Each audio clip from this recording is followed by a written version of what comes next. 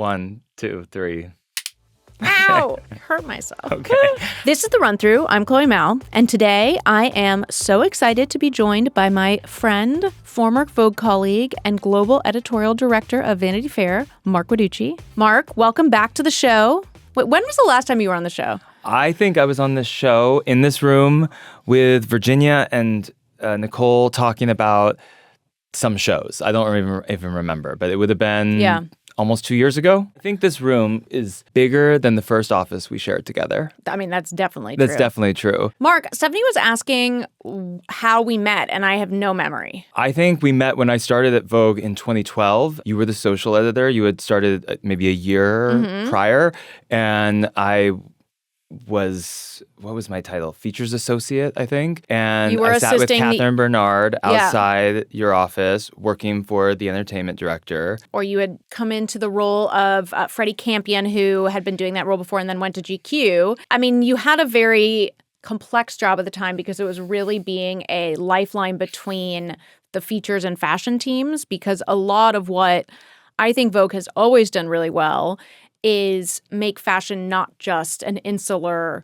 community that is only for fashion people, quote unquote, but really bringing in all walks of life. And it was up to Marc to cast those walks of life for the likes of Camilla Nickerson and Tawny Goodman and Tabitha Simmons. And Grace Coddington, who never liked to use anyone but models. So that was very complicated. That meant that I got to meet everybody in the office. And you assigned me stories, too. That's true. I was editing the front of the book flash section at the time, which was sort of all the fun news that's fit to print. And Marc was always quick with a pen. I thought that I wanted to be a writer at the time. I have since learned I definitely don't want to that. Yeah. I miss writing. You do? Yeah. Well, I love your ed letter. Oh, thank you. Your ed letters always feel like such opuses. I'm always very impressed. When do you write your editor's letter? At the very last minute. I mean, I think that the ed letter is such a weird format now. Yeah. It's like, yes, of course, for the print magazine, it is a little introduction to it. But if it's going to live online, it has to also live on as its own thing. Does yours live online? Sometimes. We're publishing tomorrow's because it's like a bigger idea about American style in the era of Trump and MAGA. But, and this is sort of an American style issue, just it turned out to be. I brought these for you. Ooh, you did 2 different covers. Well, there's a story behind that one, actually. All right, let's hear about your Anok printed cover. The Anok cover is a special edition. We're printing a limited run. We're shooting Anok for the style issue. She is our Vanities opener, from the book section opener. It was a few days before the 4th of July, the 250th anniversary of the United States. And I had actually I've been thinking about what to do for that anniversary and how complicated it was and what we could pull off. Because we were shooting her, our creative director lives upstate, found this American flag. We brought it to set, and this was a kind of last-minute idea. And it worked out so nicely because she's an immigrant, the photographer's an immigrant. It became this really great story that worked really well for a digital cover. And then I walked into Casa magazine a couple weeks later. We started talking, and they said that people had been calling and asking oh my God. for the issue. And so we decided to print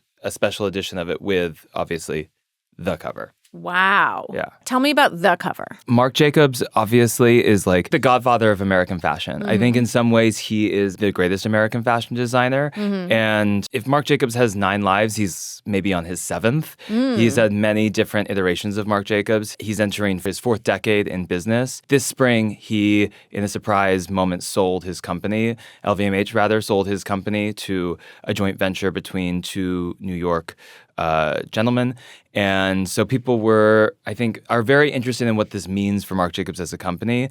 The companies that he sold them, the LVMH sold to, have a history of taking great American brands and taking them in, I would say, less runway-focused directions, to put it politely. That's so diplomatic. Yes. And so I think there's a great question about what this means for Marc Jacobs, and is this a good thing? The company sold for at least $850 million, we reported, but also, is this a sad thing? Because what does it mean for, he's occupied such a special place in New York. We loved the idea of not just having that story about what's going on with him, but also celebrating a designer for our style issue. What I loved about your style issue was it felt like a very sceney, in the know, but also accessible to people who aren't fashion people version of this is what is interesting to fashion people right now, and this is why you should be interested too. And I thought the profile of Lauren Sherman was very cutting and knowing. Vogue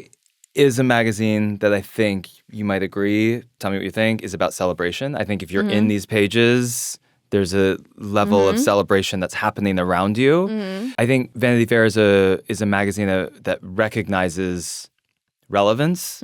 So to be in the pages recognizes is some sort of trophy, but is not necessarily, I don't think it should always be a celebration. I think it should be an honest take, whether it's about a politician or that's a media story, right? Yeah. So Lauren has changed the game for fashion reporting and media. I think it's really interesting that people in fashion are in some ways scandalized by the presence of a reporter like this, when most industries, whether it's finance or Hollywood, Hollywood has always had someone like this, whether it's Kim Masters or Nikki Fink or now Matt Bellany, her colleague, and fashion I think is in like a tizzy about what it means that there is a reporter who is nipping at their heels in this way. It's true. There hasn't been like a page 6 for fashion in this way. At least not in our generation. I want to talk about how Marc is wearing a Chanel jacket on the cover, and also that he is part of a Chanel jacket club. Yes, he very much is. I think he's probably the patron saint of that club. And I thought that was a really fun way to make it remind everyone how much of a fashion hound Jacobs is himself. Do you remember, were you at the screening? There was a screening that Vogue did when he and Anna wore the same Prada fur coat. No. And they both showed up wearing it. Yes, he is he loves fashion and that's why he's like the patron saint of fashion. That's why I think it really works for him to be on the cover, because he is not just a fashion designer and an inspiration to, I think, people of all kinds in fashion, but also reciprocates that with love for fashion and is a shopper. Like he's desperately trying to get the leopard print Mathieu Blasi Chanel jacket in the same way that all the other VICs are. So yeah, we asked him to wear Chanel on the cover but he would have probably done so anyway. Yeah. And I like the idea that the cover line is American style and then there's a Chanel jacket. I thought it was interesting that in José Criales-Unzueta's cover story, he wrote that Marc was the great hope of American fashion, but it truly never came to pass. Do you agree with that? I think that there was a time when the idea of who's the next Ralph Lauren was this great question of American fashion. And it was always, that was the ideal of what a successful fashion business could be. And when Jose says it never came to pass, that didn't come to pass. This new chapter of Marc's professional life is something different than going public and having umpteen thousands of stores around the world. And it's not that story. And yet Marc is his own version of success. I think our time and generation gets to decide what success looks like individually. Right. Originally, and I think, I don't feel bad for Marc saying this because we're so thrilled to have him on the cover, but months and months ago, we had a more traditional celebrity that we were talking to for our cover, and it became really clear that they were going to dictate the fashion for the story, that it was going to be all their contract. Yeah, exactly. That they wanted photo approval, or at least photographer approval, that they were not going to sit for an interview. It just became clear to us that this wasn't going to be a Vanity Fair cover. And so we mutually agreed that this was not the right path for us. And it really unlocked something when it was like, okay, you don't have to have a big celebrity for your style issue. I think that was very freeing. Yeah. And I've spent a lot of time looking back at the archives of Vanity Fair this past year and was thinking about in February 1988, Ralph Lauren was on the cover. Au revoir, les enfants was in that issue too. Oh, really? Chloe's dad's film. Of course, in 2006, Tom Ford was on the cover when he guest edited the issue. So the idea of having a designer on the cover has precedent in Vanity Fair. And we felt like that was a more interesting way to approach the style issue anyway. I want to talk more about the sort of the tyranny of the celebrity industrial complex and the chokehold of celebrity fashion contracts. Yesterday, we reposted one of many people, including myself's favorite Vogue shoots, which is Madonna at home with Guy Ritchie and her kids by Grace Coddington and Tim Walker. And it's such a magical shoot, but also very intimate. In the Cotswolds, right? In the Cotswolds and personal. You just couldn't do that today. No celebrity will shoot at home like that. They don't want to be shooting with their family. The ecosystem has shifted in such a way that celebrities have gotten what they ask for from a lot of other media brands. And so they feel that they're going to ask for a certain level of control that would not have been the case. And there's a real arm's length distance to what you're getting now. And it's very difficult because it means that if you are upholding journalistic standards like many Condé brands try to, you need to then be creative and say, well, if this major star who would be an obvious September cover is going to say, I need to wear the fashion brand that I have a contract with, and I need to approve the photographer and everything down to the Instagram captions, which is what some other media brands are doing, then we're going to walk away from that. And that's going to be worth it to us. And I think that there is something really creative and unexpected about having Marc on the cover of the Style issue and also having it painted by his dear friend, Anna Wyant, which it feels ballsy and unexpected. And I think that that is really valuable. But I wonder, Marc, like, is that always the right bargain? Is there any celebrity who you'd bend over backwards for? I mean, I think that you're totally right. And we engage in this every day. But the celebrity cover is not the only mode that we can play with. I mean, it was just a few decades ago that the celebrity cover in the first place was novel. Mm-hmm. Right? It was like putting Madonna on the cover of Vogue. Famously, when Anna put Madonna on the cover of Vogue, it's a picture of Madonna wet coming out of the pool, and the printer called and said, I think you sent the wrong cover. Exactly. I love this portfolio that you guys did, that Tawny Goodman and Luis Alberto Rodriguez did, called The United States of Style, with different style archetypes. The cowboy, and then the scenesters. The suits is my favorite one. It's Mary H.K. Choi, who's an author that we love, and Jacob Soboroff, the journalist, and they're both wearing personally specific suiting, which I think works really well for them. Jacob never wears a suit, too. Yeah, it's true. So famously, he refuses MS Now's entreaties to wear a suit on camera, so we thought that was funny. How did this idea come to pass? It was a group effort where we were thinking about if we were going to have a big fashion story in the middle of our style issue, which felt appropriate, how to make sure that it made sense for Vanity Fair. So we're thinking about, okay, if we cover Hollywood, the arts and culture, business and money, politics, style, media, how do we make sure all those things are represented in the casting? Mm-hmm. In my editor's letter, I talk about how the symbol of MAGA is this red hat that has divided the world, not just our country. And I think it's never been more true that what you put on your back communicates something, like what tribe you're part of. You had a really good line, which was, clothing isn't to conceal, but to reveal. It reveals your psychology. Yeah. And therefore what you think of your identity. That's a very heady way of saying, we just thought it would be an interesting idea to take these American tropes of fashion or of style, including new ones. So the looks maxer is in there, and the natural body versus an augmented one, and to think about what they look like right now. It feels very... Oh, but the next picture is my favorite, which is that... Yes, let's talk about this one. The preppies. Preppy style is obviously a stalwart of American style. We were looking at, I don't know, the staff of a bookstore. We were looking at a bunch of authors' agents. And then it was 2 days before the shoot, and we were looking around the office and realized we should just put our own people in this shoot. So that was a last-minute idea that was really fun. It's really a great idea because I do feel like Nate Freeman and Elise Taylor are the Neopreps. Apparently, I wasn't there, but apparently Nate showed up on set, and the photographer Luis was like, "Just that. Don't. He doesn't change. Shoot him just like that."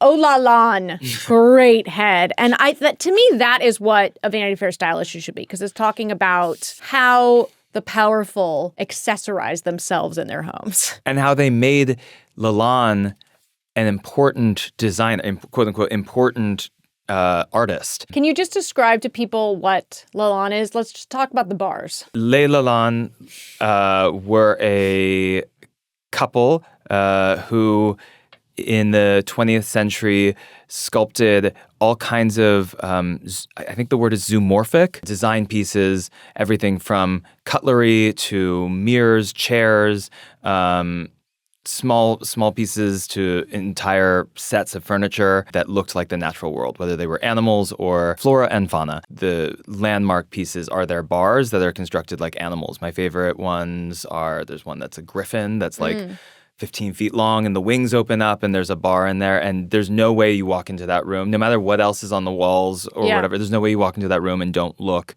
at that thing and say, what is that? That's amazing. We love Lalanne. We love Lalanne. I loved the best dress list, and I really liked the visuals on it. I thought that was very chic, that it looked like a sort of 1950s couture outfit. That translated? You got that? Yeah. Okay. I want to know who on your best dress list you would trade closets with. This was really fun to put together. Vanity Fair historically has had a best dress list. It was called the International Best Dress List, and it was started by Eleanor Lambert, the fashion publicist who also started the CFDA, and it was stewarded by a couple of four Vanity Fair editors in the past, and so we decided to update it and modernize it in our own way. Okay, if I could trade wardrobes with anyone on this list, it would be Rihanna and Rocky. I see Marc open to the page where he's looking at Rihanna and Rocky, but right next to them is Emmanuel and Brigitte Macron. I was like, is he going to say the Macrons? I mean, I don't know how much I would be able to really wear everything that they have. Certainly not this. That was Margiela, right? Mm-hmm. I honestly, wouldn't you just want a closet tour? I just want to see what they have. I want to know what those babies are inheriting. Rocky said he's keeping everything for them. We organized the list. We had 10 that we decided these are our best dressed. Mm-hmm. And then we had a number of groups, style perennials, duos, professionals, which is full of fashion people. And we had originals, which are the more outlandish dressers. And then the future, who are the youngins coming up. Very exciting. How do you approach fashion in Vanity Fair in a way that makes it feel different than a magazine that is focused on fashion, like Vogue? I was so impressed looking through your issue because it was so rich. It felt like you had, I think I counted like 9 significant well shoots. I was jealous at certain points. Good, we want that. What? We want that. Yeah. Earlier this year, we did a sports issue. I know very little about sports, but I can recognize that sports are this overwhelming force in our culture. And so I said, okay, guys, we have these certain rubrics that we cover the world from, whether it's Hollywood, the arts and culture, money, politics, style. Let's cover sports from all of those angles, and ended up with something for everyone, even if you're not a sports person, of which I don't consider myself one, though I love tennis and was very happy that we got Carlos and all of that. When we decided to do a style issue, we approached it in the same way. We were thinking about what's the cultural angle, the political angle. You're open to a story by Robin Gavin about how Washington looks completely different now from a style perspective in Trump 2 than it did just a couple of years ago. From the Marc Jacobs, I was going to say a business perspective, even the Marc Jacobs story is actually a business story, really. That was the first time that he or the people that purchased his company have spoken on the record. And we had to see comment from LVMH because of a couple of things that Marc said. And so it's a business story in the end. There's media, there's a Hollywood angle, I guess you could say, with a couple of the stories. So we approached it not as thinking about fashion speaking to fashion, but thought about it from all those. Right. And I think that's natural because that's who our team is. We have political reporters and people that are focused on Lalanne. I want to know how you approach deciding what makes a story Vanity Fair in general, because I do feel like that is something I think about a lot, but there is a slightly tighter tent for Vogue. It feels like there has to be something. For me, it's either looking at something through fashion's perspective or something that reflects a Vogue sensibility and a way of what and a woman chase called Gracious Living. When people pitch you stories, what is the calculus that goes into deciding whether that's a Vanity Fair story? I think our audience is comprised of people who are either serious and want to feel stylish or stylish and want to feel serious. And I don't think of those as mutually exclusive groups. I just mean that that's the balance. So I think any story that we do, I want to be able to find both things in it. I think in general, the two ingredients for Vanity Fair are going to be glamour and provocation. And they don't have to exist in every story. I think some stories can just be like, we love this person and this is amazing and we want to make sure the world knows about it. Others can be, this is a really serious investigation that has nothing to do with glamour, but we want, but if you put as a whole, when you look at the site every day or look at the Instagram page or, flip open the magazine, I wanted to have both of those ingredients in the mix. How do you look at the Vanity Fair archives? Like, do you have a schedule of like, I'm going to look from 1970 to 1975 this week, or I want to Google any time that David Hockney was in the archives? Like, how do you approach that? Because I feel like you're a very good student of Vanity Fair. I am, and it's not that big of an archive, actually. It's an amazing archive, but because it was only in publication from 1913 to 36, and then it was incorporated into Vogue. It was on the spine of Vogue, it said Vogue incorporating Vanity Fair for like at least a decade. And then it picked back up in the 80s. So it's not like the 180 years of Vogue, which is a kind of incalculable amount of content to have to read or consume. Our archive is more focused. So I feel like I know it pretty well. I'm still surprised every now and again. But what I realized is that a lot of the team doesn't have the same fluency or didn't. So we started doing a meeting once a month where my assistant Abigail chooses a copy of the magazine from the back issues. And it's totally optional to go to this meeting, but the only requirement to show up is that you've read the issue and that people come and we just go through it page by page. Oh, wow. And just talk about the stories, we talk about the ads even. That's cool. And sometimes it's like you just keep flipping and then occasionally you stop and everyone wants to talk about something. And of course, there's things in the archive that you're like, well, we wouldn't do it quite that way today, to say the least. But you also see things that you're like, I can't believe they got away with that. That was so clever or naughty and I think it inspires people to take risks, basically. Yeah. I want to talk about the process of a big story coming together, because I think you and I both know the agony and the ecstasy that can involve. You've talked a lot about the Susie Wiles story, which was a huge moment for Vanity Fair, but I want to talk about the Alex Cooper Unwell story and how that came to be. Yeah, sure. And some of the hurdles that you encountered along the way. Sure. The Alex drama of late spring 2026 felt like it was ripe for a Vanity Fair treatment. Can you tell the uninitiated which Alexes you're referring to? Yes. Alex Earle and Alex Cooper. Alex Earle they are both influencer podcast hosts. Alex Earle previously was a part of Unwell Media, which is Alex Cooper's media company that she runs with her husband, Matt Kaplan. Most notably publishes the very popular podcast, Call Her Daddy. So we decided this is like obvious territory for Vanity Fair. So Clara Mello, who is a terrific young reporter, started calling around. And what she found was that there was a lot going on in the Unwell Media offices. Many were not well. Many were not well. It felt like a premonition to name their company Unwell. We decided the story actually wasn't about Alex v. Alex, which seemed like it was playing out on the internet in front of everyone's eyes, but this other story about people who had worked with Alex Cooper and her husband and what they had to say.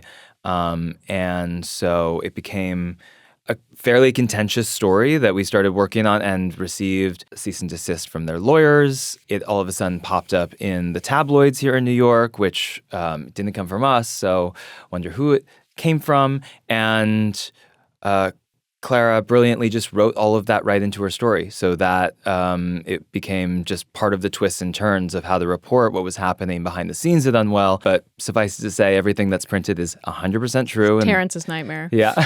Terrence, our lawyer, loves it. He loves the game. by going to the press themselves, I think they actually built a market for the story. So that by the time it came out, people were waiting for it. People were anticipating that story. It is one of our highest subs driving stories of the year. Wow. So I have a question. Yeah. When did you gate that story? When did you make that story paywalled so that you had to subscribe? That's interesting. We've been experimenting with this in various ways, but we now have a kind of playbook where we have it ungated for the first few hours that it's up. Only a few hours? Only a few hours, sometimes the day, okay. But so that it can gain momentum. And then when we feel like it's entered the bloodstream of that day's news cycle, then we gate it. Interesting. And so that once it's like, we're sure it's going to be in, in those tabloids or in the newsletters or whatever, God bless Matt Drudge, wherever he is. Like when that happens, then you gate it and you start to see the conversions. You say no to stories all the time. We both do. What's the last story you said no to? I said no to a story this morning about the Black Dahlia because it's going to be the 80th anniversary of this murder. There's a lot of lore about the Black Dahlia, and we have like umpteen stories about it already. And so I said no. I think that oftentimes, Vanity Fair has a nostalgia component to it, and that can be useful, but I don't think we need another Jackie O cover. I don't think you'll get one anytime soon. Well, that's a good question, because I know that Vanity Fair has had huge success, and also the international editions of Vanity Fair with archival covers. What is your approach to that? Because I was just in France, and Vanity Fair France had Audrey Hepburn looking very gamine. Yes, we did. But it wasn't from yesterday. I would prefer us to look ahead. Okay. But it is, and I like original photography. Even some of the great covers from Tina Brown's Vanity Fair especially were pickup.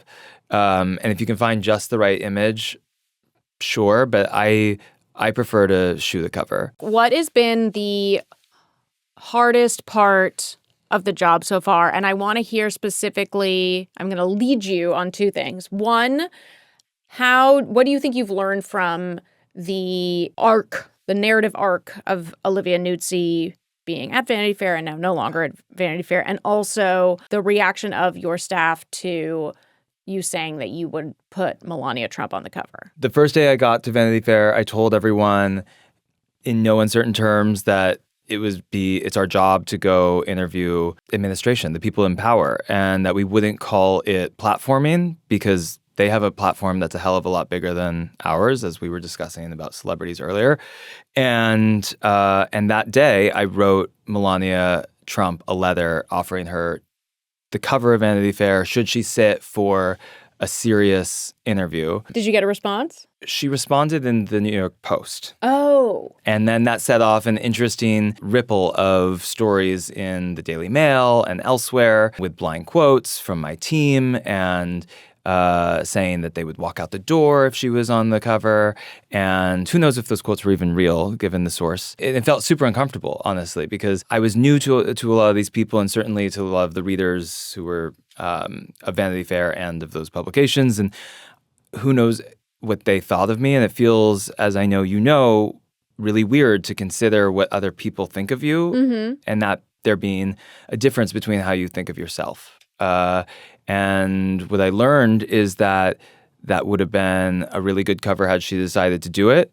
And that's exactly what the magazine is about. I said earlier, glamour and provocation, and that would have checked both boxes at once. Sometimes not thinking about how you're divorcing your own feelings of yourself from how people see you is actually really healthy. But hard. But hard. Sometimes impossible. Yeah. Look, I've said this in other places, and I believe it's true. I think Olivia is incredibly talented, like singularly talented. And I hired her because of that, and because when I met her for the first time last summer, we talked about, it was a conversation kind of like this, about what magazines could be and what they were doing and what they should be now that their role has changed, and not just the medium, but just like the purpose that they have in culture. And we were so full of ideas, and so we thought it could be great. It didn't work out. I didn't hire her because it was a risk, but what I take away from it is that one has to just take risks. Yeah. You have to keep doing that. Also, you survive. You survive, and I'll continue to take risks. Your first job at Condé was as assistant to Chris Garrett, a very formidable figure, managing editor of Vanity Fair back in the day. What is one of the first lessons from that early year working at Vanity Fair that you still think about today? Working for Chris was like journalism school. I mean, it was everything from how to send an email because I was coming in straight out of college and it was anything but academic. It was really about how to actually work with writers who are not always the easiest, how to be diplomatic when you need to be, how to be tough when you need to be. One thing I think about with Chris a lot was that she would have these meetings with Andrew Wiley, an equally formidable writer's agent who represented like the entire roster of Vanity Fair writers at the time. And we would prepare for them like it was the SATs. Wow. Yeah, just knowing, okay, this is where everyone is in their contract. This is how, like, these are negotiation tools that we could use. She was brilliant at that. And I still think about not the negotiation part, but the preparation that went into that is just thinking about a deadline that way. Interesting. So we both started working at Vogue together in 2012. And then shortly after that, we were sharing an office. Marc, I feel like I've learned so much from you. One thing that I've been thinking about recently is that you, I feel like, was my first fluency with Harry Potter because I've never read Harry Potter. You still haven't? I'm just starting with Artie. Oh, that's really cool. That's and cute. now I know why you named your cat Albus. I did. I never knew. Yeah. It's like so many things are coming clear. Marc and I ran a race together in Toronto. I was looking at that picture recently. It was a women's 15K. That's right. I think you still won. Chloe is a very experienced marathon runner, and that is the longest race I've ever run. You're not running now? What's your workout regimen these days, Marc? I lift weights a few times a week. Okay. Yeah. No berries? No, I go to the gym now. Okay. 5 days a week if I can. Okay. A half an hour a day does a lot. Oh, wow. Yeah. What do you do? Do you still box? I box once a week. I do Pilates usually once a week. And then I run once or twice a week. How far do you run? Not very far because my knees are giving way. Oh my God. I know, it's so sad. I'm so old. I run like 4 or 5 miles. That's very impressive to me. Marc, you're also one of the best gift givers. And I want to talk about what is one of the best gifts you received around your new job. That's easy. My boyfriend gave me a first edition of Thackeray's Vanity Fair. And it's really cool. It's a green cover and it looks like peacock feathers. And when you open it up, I didn't realize this, the subtitle to Vanity Fair is A Novel Without a Hero. Oh my God, that's perfect. Isn't that perfect? Yeah. I know. We're about to do our new establishment list, which for those who don't know was this list that they did in the 90s, and it was of the great business titans of the time, just as the more traditional businesses, basically finance, real estate, law, were giving way to media, entertainment, telecom, early internet in the 90s. And Annie Leibovitz took these pictures that lionized these guys plus Oprah, and Barbara Streisand was in it too, was in the new establishment. And then it developed over a number, like 20 years. It went away.